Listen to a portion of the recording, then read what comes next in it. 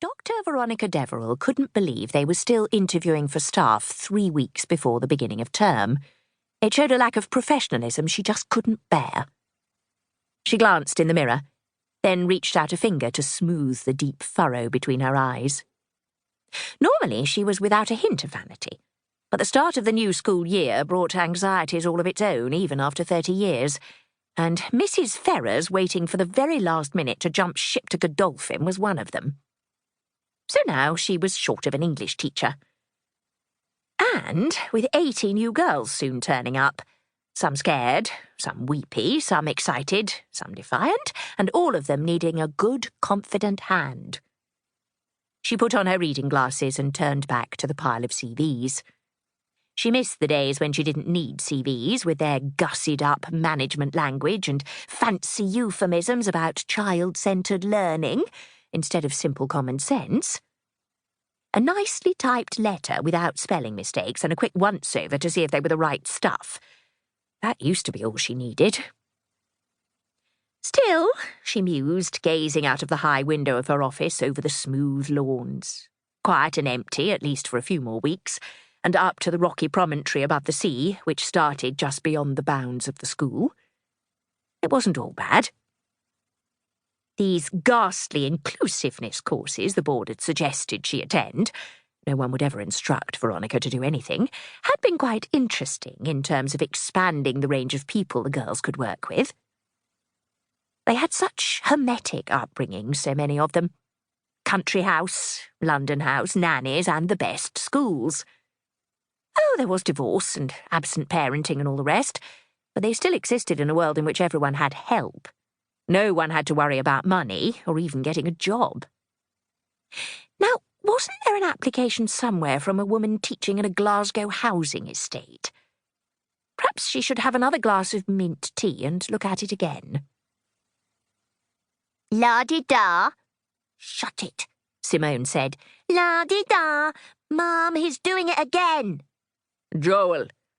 I'm not doing anything.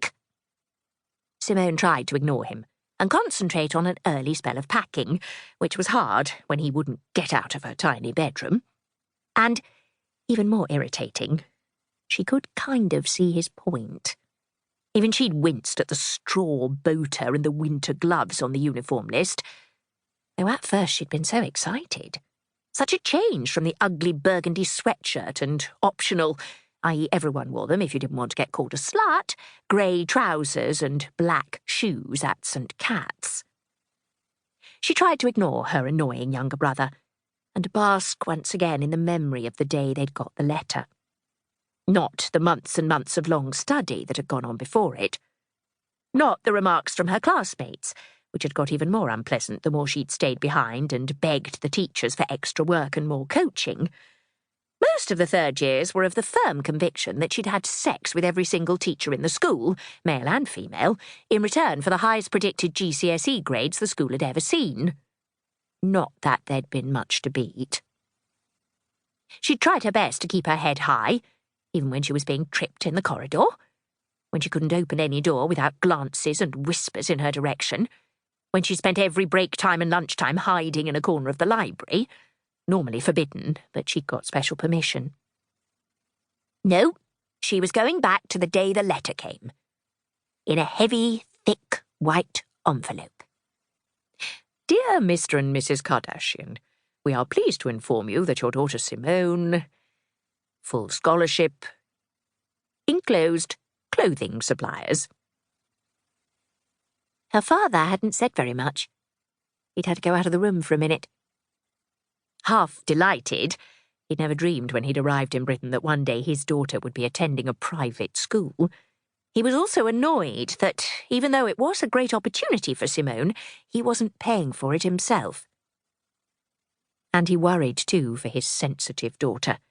She'd nearly worked herself ill for the entrance exams. Would she be able to keep up? Simone's mum, however, had no such reservations. She flung her arms around Simone, screaming in excitement. She just wants to tell everyone, said Joel. But Simone hadn't cared. She'd been too busy taking it all in. No more St. Cat's. No more burgundy sweatshirts. No more Joe.